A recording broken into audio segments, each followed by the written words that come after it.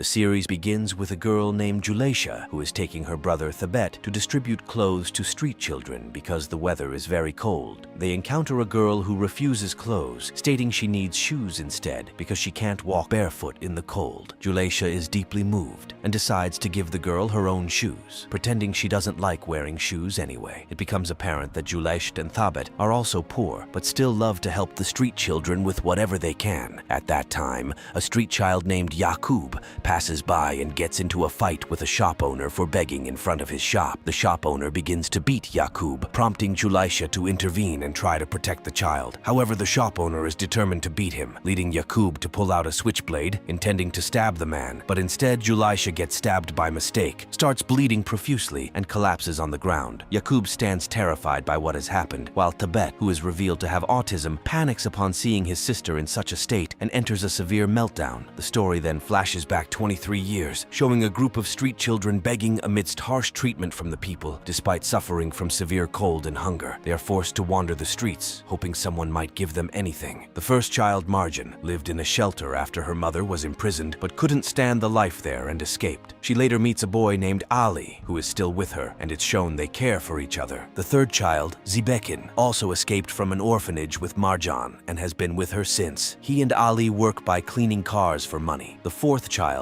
Kara, is quiet and always sits aside, while the fifth, Thabet, has autism and is afraid of everything around him, so he is left to sit aside. If anyone gives them food, they share it with him. They are all exploited by a man named Stahl, who forces them to work and bring him money, punishing anyone who falls short. One day, they find one of their fellow street children dead from the cold. A journalist arrives wanting to record with Marjan, who agrees on the condition that the journalist gives her music player to Thabet to help him cope with the loud noise of cars. The journalist agrees and starts the interview by asking about her dreams. However, before Marjan can answer, Ali calls her to show her the dead girl, leading Marjan to tell the journalist that children like them don't have a future to dream about. The journalist is moved by what she sees and decides to record everything. At night, all the children return to the alley where Stahl's house is located, and it's shown that he allows them to sleep around the house before going out to work again the next day. The 5 children gather until they hear Stahl calling Marjan to make him tea, revealing Ali's deep concern for her and his distrust of Stahl. Therefore, Ali takes a switchblade with him and stands in front of Stahl's room door to protect Marjan if needed. However, when he sees Marjan exit safely, he relaxes. Stahl then gathers all the children to collect the money they earned. Ali approaches Thabet and gives him a portion of his money to hand over to Stahl as if Thabet had earned it, and also gives him a small part to keep for himself to ensure his cooperation. When Stahl reaches Thabet to take the money, he suspects Thabet is hiding more money and begins to search him. Thabet, scared, collapses into a meltdown. Ali, feeling responsible for his friends, intervenes to keep Stahl away from Thabet. Stahl gets angry and hits Ali, with the rest of the children watching helplessly. After the confrontation, Stahl leaves them to sleep, and Ali returns the dropped money to Thabet. Despite their suffering, the children gather again, finding happiness and play around the place until they hear a car approaching. Fearing someone might see them and report to Stahl, they hide. An unknown person gets out of the car and places a bag in the trash bin. After the car leaves, the children curiously open the bag to find a baby girl inside, shocking them but also evoking their sympathy, especially Marjan's, who treats her like her own child. They decide to take the girl with them, and Marjan suggests to Ali that they could pretend to be the girl's parents. Ali initially objects, believing they should hand her over to the police, but Marjan refuses, fearing the girl might suffer in an orphanage like she did. Moved by Marjan's fear, Ali finds himself unable to argue. Marjan decides to name the girl Juleisha after her mother. Meanwhile, Stahl goes to the trash bin, knowing about the plan to abandon the baby there, but finds it empty. Confused, he calls the unknown person who confirms he left the baby and walked away. Stahl starts searching the area until he hears a baby's cry coming from the children's tent and discovers them with the baby. Enraged by their actions, Stahl insists on taking the baby, but the children refuse. Marjan takes the baby and runs, followed by the others, except for Ali, who tries to delay Stahl in any way he can, usually ending up being the one who gets hit to protect the rest. The 4 children are surprised when a car stops them, and it turns out to be the mother of the baby girl, who has managed to track them down and comes to take her daughter back. Stahl arrives, and he and the mother start arguing over the child. In the heat of the moment, Ali decides to use his switchblade to kill Shtal, but tragically, the mother gets struck instead and dies. The children are shocked by the turn of events and become terrified. Noticing that Shtal is also scared, he begins to chase the children, who continue to run and are about to be caught when they manage to hit him in the eye with a stone and escape quickly. In the present, the police contact Ali, who is working in waste sorting, to inform him about what happened to Juleisha. He rushes to the hospital upon hearing the news. Marjan, who is at home, and Zibikin, who is delivering an order, also receive calls about Juleisha and hurry to the hospital. These calls come from the police, who got their numbers from Thabet as her siblings. Nizam, who lives in a large mansion, is revealed to be the father of the missing girl from 23 years ago. Still unable to get over the incident and eager to find out who killed his wife and kidnapped his only daughter. It's the 23rd birthday of his daughter and also the anniversary of his wife's death, making it a particularly emotional day for him. Nizam lives with his sister Hajar and his brother Mandires, who is married with a daughter. A police officer named Barbar, who was raised in the mansion as the son of the worker Shirin, arrives at the mansion and is greeted by Homa, Mandires' daughter, who seems to have a crush on him. Mandires is away at work. After greeting them, Barbar enters the kitchen, where he meets his mother, Shirin, Hajar, and Naz, Mandires' wife, who dislikes most of the family members and mocks Nizam for still hoping to find his daughter. Nizam, overhearing this, confronts Naz, causing her embarrassment. He then takes Barbar aside for a private talk, revealing that Nizam was the one who encouraged Barbar to join the police academy and financed his education to help find the girl. Nizam expresses disappointment that Barbar hasn't found her yet, reminding him that he wouldn't have become a police officer without Nizam's support. Despite feeling upset by Nizam's words, Barbar understands his distress and promises never to give up on finding the girl. At that time, Barbar receives a report about the crime committed by the child Yaqub when he stabbed Juleisha. He is compelled to go to the scene and upon arrival sees them taking Juleisha to the hospital. He learns from his colleague Halis that the child responsible has been arrested. Barbar talks to Yaqub, finding out that he didn't intend to harm anyone and was only trying to defend himself from the man beating him. The child seems relieved, thinking that if he goes to jail, he will receive food and money for free, prompting sympathy from Barbar. Afterward, the police return to the station, leaving Thabet alone, showcasing his inability to be independent, a rarity since he's always had someone from the group with him. Worried about Juleisha, Thabet decides to steal a nearby car to go to the hospital. Despite his reckless driving, he manages to arrive and finds Ali, Marjan, and Zibakin gathered there, who were all very worried about him. They had lied to people, claiming to be siblings to avoid further inquiries and live in a single house, except for Ali, who lives alone and distances himself from them occasionally without reason, causing Marjan's displeasure. They all go to Juleisha, whose condition has stabilized, and she shares her experience, showing empathy towards the child who stabbed her, believing it was an accident. Ali recalls when he killed her mother and is affected by the memory, while Juleisha is unaware of this past event. They fear police investigation and discovery of their lack of identification, which could lead to the search for Juleisha's real family and potentially take her away from them. Ali decides to take them and flee. Curiously, Kara is not with them, and any mention of him affects the group, but his fate remains unknown. On the other side, Barbar starts investigating Shtal, knowing he forces children to work and give him their earnings, but lacks evidence to hold him accountable. Yaqub, who stabbed Juleisha and was one of Shtal's children, refuses to confess out of fear, leading to Shtal's denial of knowing the child. Eventually, they have to release Shtal. Yaqub fears for his future, but Barbar informs him that the judge will decide whether he goes to juvenile detention or a care home, both of which Yaqub finds better than his previous living conditions. Barbar then arrives at the hospital, sees them taking Juleisha, and notices her striking resemblance to Nizam's wife, Bahar, suspecting Juleisha could be their kidnapped daughter from 23 years ago. Intriguingly, he lets them go, wanting to find out where they are headed. He follows them discreetly until he discovers their home address. At this time, the five of them enter the house, happy to be together again, especially since Ali hasn't visited them for a long time. Juleisha goes upstairs to rest while the others prepare for her birthday. Ali asks if they've kept his clothes, but Marjan refuses to answer and leaves to hang laundry. Zibakin tells him the clothes are still there, pointing to their location. They all gather outside the house, asking Marjan to help Juleisha get dressed for the celebration, pleased by their care for her even in difficult times. Juleisha is delighted to learn they pooled money to buy her a dream phone, realizing they spent all they had for it. They've utilized the area in front of the house to set up a small cafe to serve as a rest spot for travelers, providing food and drinks, which has become their source of income. Barbar arrives, pretending to be a regular customer wanting to wash his car and get something to eat. Ali washes the car while Marjan prepares the food. Thabet, accustomed to taking pictures of Juleisha equal to her age and years, starts taking 23 photos with his camera. Barbar approaches approaches, wishing to get to know Julaisha and congratulates her on her birthday. Thabet initially refuses to hand over the camera, but Julaisha explains his condition to Barbar, who convinces Thabet to let him see the camera briefly. Seizing the moment, Barbar steals one of the photos from the table before returning the camera. He argues with Julaisha for walking barefoot, but later apologizes, expressing concern for her safety. For the first time, Julaisha feels someone cares for her, making her happy and attentive towards Barbar, showing a hint of admiration. Marjan, noticing this, orders Julaisha inside, but she stays near the window to keep watching him. After eating, Barbar goes to pay, seizing another opportunity to speak with Julaisha, asking her name. He remembers Nizam and Bahar named their daughter Lara, feeling guilty for being assigned to take care of her. Convinced Julaisha is Lara, he learns from her that the 5 of them are siblings, which surprises him. Julaisha tries to learn more about him, asking if he's in a relationship, and is pleased to find out he's single. When Ali informs Barbar that his car is ready, Barbar is forced to leave. Ali and Marjan start arguing with Julaisha, reminding her of their old motto that all people are evil and nobody wishes them well. They fear getting close to anyone in case Shtal has sent them to find them. Therefore, they command Julaisha to stay away from Barbar and anyone else trying to talk to her. Julaisha breaks down from their words, believing they cannot live their lives always in hiding, but she reluctantly agrees to follow their orders. Meanwhile, Shtal argues with one of his workers, who was supervising the children during work. Shtal fears that Yaqub will confess his name to the police and blames the worker for not preventing the crime. The worker defends himself, saying everything happened too quickly. Shtal is pleased to learn that the girl stabbed was named Julaisha and deduces she is the same child abandoned in the trash bin 23 years ago. For 23 years, he has been searching for the 5 children who took the baby and fled, so he is thrilled to have finally found them. At night, Marjan sits with Julaisha, reminding her that in the end, they only have each other. Ali enters, bringing antibiotics for Julaisha's wound, and takes Marjan outside to talk. Ali fears that if Shtal finds their location, Julaisha will learn Ali killed her mother and realize she comes from a wealthy family, and that they have kept her away from her family and father, who is still alive. There's a reason they did this. Marjan has a nightmare about the day they found Julaisha in the trash bin, waking up panicked and unable to breathe. She decides to sleep outside, a habit she has when feeling scared. Ali, awake at the time, sees her. The next morning, Marjan wakes up to find Ali has covered her with his jacket to protect her from the cold.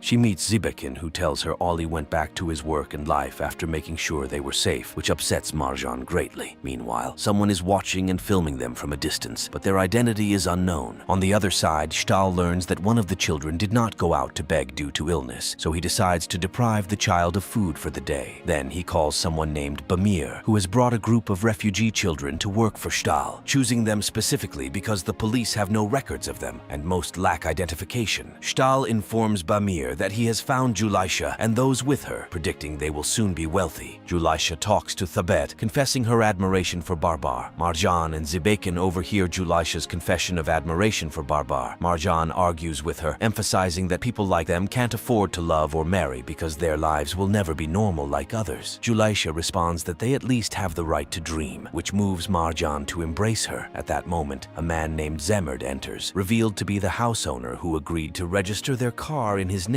since none of them have identification. He arrives to collect the rent, portrayed as a greedy and sinister man who agreed to rent the house only because he's attracted to Julaisha. Marjan leaves them with Zemerd to fetch the money, which she's accustomed to, hiding in food jars. The rent was initially 10,000, but Zemerd informed them last month it would increase to 12,000. Marjan discovers 2,000 missing and panics, searching everywhere with Zibekin's help but to no avail. She attempts to give Zemerd the 10,000, promising the rest within a week, but he refuses, threatening to cut off their utilities and evict them the next day if they don't pay in full. Zibekin, ready to attack Zemerd with a switchblade, is calmed by Marjan, who tries to minimize their losses. Zemerd leaves after demanding the money by the next day, causing Thabet to fear returning to the streets and triggering a severe episode. Julaisha tries to soothe him. Meanwhile, Barbar is comparing photos of Bahar and Julaisha, noting their resemblance. He and his mother Shiren live in a room next to the mansion. He is surprised by a visit from his assistant Jamal, who was the one surveilling the 5 youths by Barbar's orders. Jamal reports he investigated their names and found no matches, confirming something is amiss for Barbar. They speculate the youths might be street children, deducing that no one would help street children like Juleisha unless they were raised in similar circumstances. This strengthens Barbar's suspicion that Juleisha was raised on the streets and might indeed be Lara. They discover the house and car are registered to Zemerd, who has numerous legal issues. Nizam and the family prepare to visit Bahar's grave on the anniversary, irritated by Naz's inappropriate attire. Before they leave, Nizam spots Jamal's car and guesses he might have news about the case, prompting him to speak with Barbar and Jamal in Barbar's room. Barbar decides to withhold the information they've gathered until they're certain, mentioning they're working on another case. Nizam is frustrated that Barbar is focusing on other cases instead of his daughters. He reminds Barbar of everything he has done for him and expresses his unwillingness to wait another 23 years. After their conversation, Nizam leaves. Barbar asks his mother, Shireen, to take a walk as the doctor advised. Seizing the opportunity, he enters Lara's room. They have a tradition of keeping a lock of hair from their child, so Barbar takes Lara's lock to compare it with a sample from Juleisha, hoping to confirm if they are the same person. Meanwhile, Ali arrives at work to find he doesn't have enough money even for breakfast. The vendor offers to let him take something and pay later, but Ali refuses. Marjan calls him to inquire if he took the money, and Ali admits he took 2,000 to buy medicine for Juleisha. He is upset to learn about the rent increase that he wasn't informed about and assures Marjan he will handle it. He calls Zemerd, who refuses to extend the deadline. Ali then asks his boss for a loan but is refused due to lack of funds. However, his boss offers him a cleaning job, paying 500 lira per day, which Ali accepts reluctantly. Juleisha attempts to steal the car keys from Zebekin's clothes to sell the mobile phone and pays Zemerd, but Zebekin catches her. She confesses her plan, but Zebekin strictly refuses, taking back the keys and ordering her to return home. Later, Zebekin discusses the incident with Marjan, suggesting they should return Juleisha to her real family, arguing she deserves a better life than starving with them. Marjan strongly disagrees. Zebekin reminds her of Juleisha's first day with them when they struggled to buy milk for her, fearing she had died from hunger before realizing she was only asleep. That day, none of them had enough money, but Thabet donated his savings. When they found milk was more expensive than expected and the vendor refused to help without payment, they decided to steal a bag containing milk from a couple with their infant daughter to feed Juleisha. While they were fleeing from the child's parents, Kara hid and found a newspaper article about a missing girl named Lara, whose mother, Bahar, was found murdered on the same day. This led them to decide to return the child to her family. Initially, Marjan was against letting her go, but eventually agreed, thinking it was selfish to keep her. However, when they approached the mansion intending to return Lara, they saw the same car that had abandoned the child leaving the mansion. Concluding that someone from Lara's family had abandoned her, they changed their minds and decided to keep the child. In the present, Marjan breaks down remembering all this, insisting to Zebekin that Juleisha must never know about her real family. Meanwhile, Nizam and his family arrive at the cemetery, where they meet Nizam's secretary, Nermeen, who has feelings for Nizam and has been trying to get closer since his wife's death. Nizam promises his deceased wife that he will continue searching for their daughter. Barbar decides to take Jamal to investigate Juleisha and her siblings home further. En route, Jamal reviews the file on Lara's disappearance, noting that all family members had alibis during the crime, so the police had no suspects. At that time, there were no cameras to identify the perpetrator or the kidnapper of Lara, nor the murderer of Bahar. The only clue was a strange fingerprint found on the knife, which has remained unidentified. While discussing, they see Juleisha driving in the opposite direction. Barbar, worried about her safety due to her condition, decides to follow her, instructing Jamal to continue the investigation. Jamal calls his friend Hollis for transportation assistance. Meanwhile, Officer Wafa meets with Stahl, who agrees to help him for a price. Stahl wants the address of the girl Yakub stabbed, which Wafa promises to have by the next day in exchange for money. On the other side, it is revealed that Thabet helped Juleisha escape without the others knowing and taught her how to start the car without keys. Juleisha reaches the city, intending to sell the phone, but finds out she can't sell it without identification. Frustrated, she leaves the shop and is startled to see Barbar, suspecting he's been following her. Despite everything, she feels content when she senses his interest in her. Berber deceitfully tells her there's gum stuck in her hair, claiming he'll try to remove it. It's revealed he does this to take a lock of her hair, and then he lets her go. Juleisha returns to her car, realizing she has forgotten how to start it. She leaves the car and sits by the sea, starting to cry. Berber, worried for her, follows. Juleisha confesses she had to steal the car after her brother refused to give her the keys, and now she can't start it. Berber agrees to teach her on the condition that she goes out with him when he asks. They exchange numbers. Guleisha asks why he is interested in her, stating it's the first time she feels someone cares for her. Berber, moved, tells her she is very important to him. Guleisha is overjoyed and agrees to go out with him. They plan for him to set a date and contact her, a plan she intends to keep secret from her brothers, knowing they would never approve. When Guleisha returns home, she finds Marjan and Zebekin waiting anxiously for her. They are relieved she couldn't sell the phone. Meanwhile, Berber takes 2 samples for analysis, requesting the doctor to keep it confidential. As they leave, Berber confesses to Jamal that he asked Guleisha out so he could verify her identity as Lara and, if confirmed, return her to her family. However, he is troubled by the fact that she is becoming attached to him, fearing their relationship could never be approved by her father. It's also revealed that Berber has feelings for Guleisha, which complicates his emotions further. At that moment, Zemerd arrives to collect the remaining amount of money. Guleisha requests they give him her new phone as payment, but they outright refuse. Instead,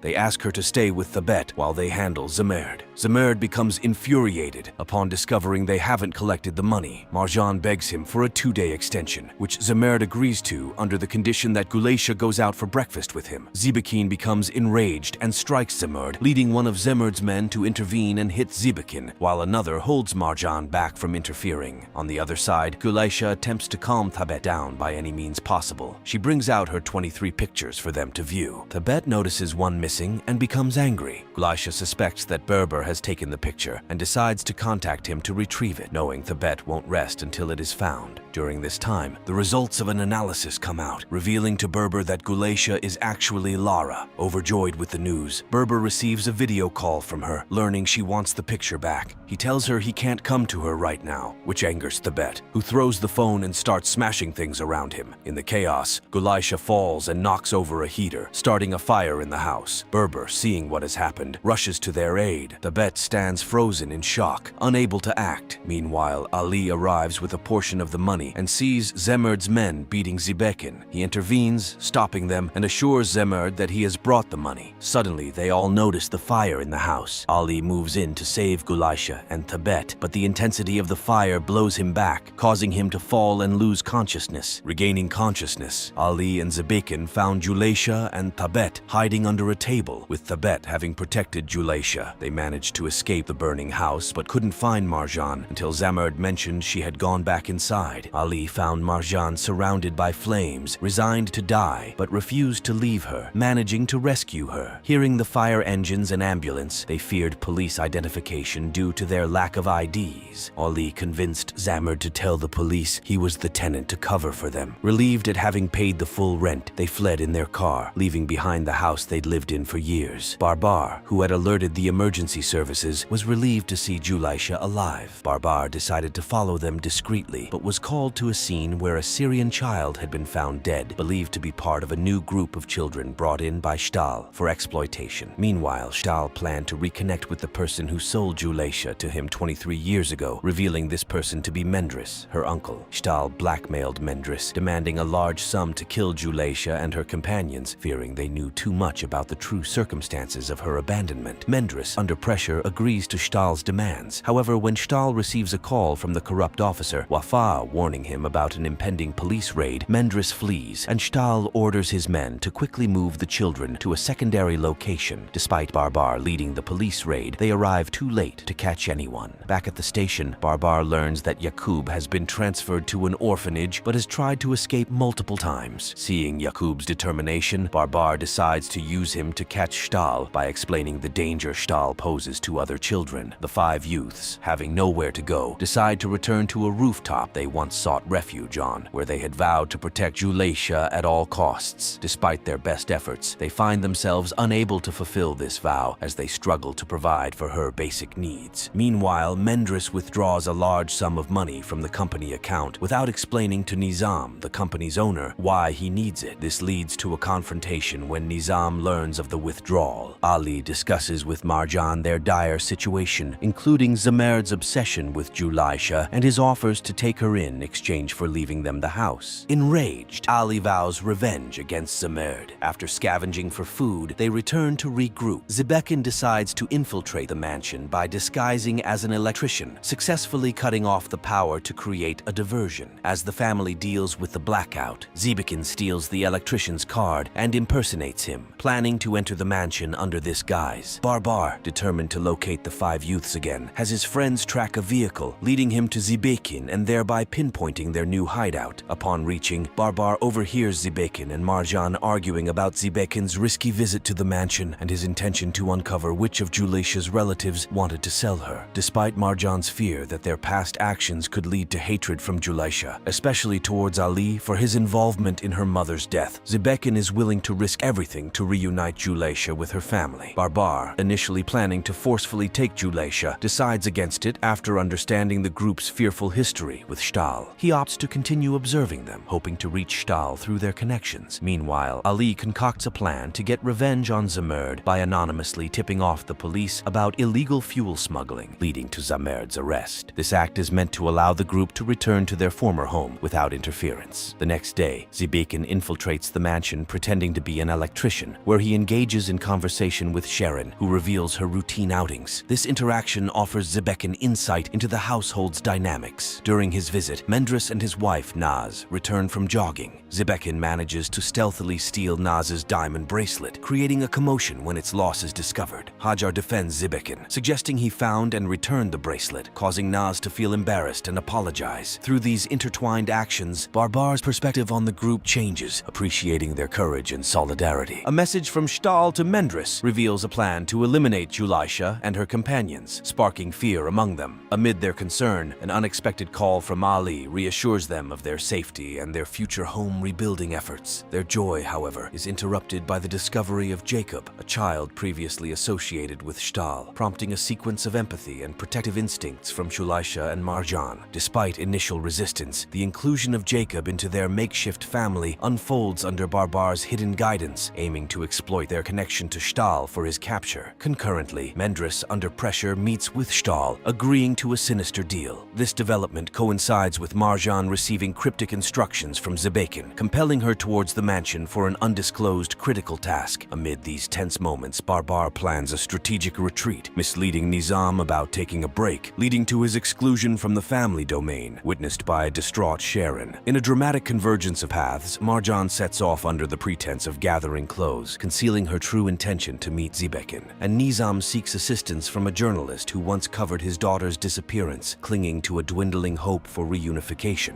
As the group, now including Jacob, returns to their charred dwelling, they find solace in the semblance of a home, marking a bittersweet moment of unity and determination amidst the ruins. Marjan arrives to meet Zebekin, who reveals a plan for her to work undercover in the mansion to uncover the person responsible for harming Julaisha. Reluctantly, Marjan agrees to the scheme. Zebekin plans to deliberately injure Sharon with a stolen motorcycle during her routine walk, necessitating the hiring of another worker while she recovers. Portraying Marjan as his sister, Zebekin aims to leverage his newfound reputation as a trustworthy individual to secure Marjan's employment within the mansion. The plan unfolds as Zebekin successfully stages the accident, lightly injuring Sharon. Marjan, pretending to be a bystander, offers assistance and returns Sharon to the mansion, where she is allowed inside. This strategic move marks the first time one of the 5 companions manages to infiltrate the mansion, setting the stage for an in-depth investigation into its occupants to unravel the truth.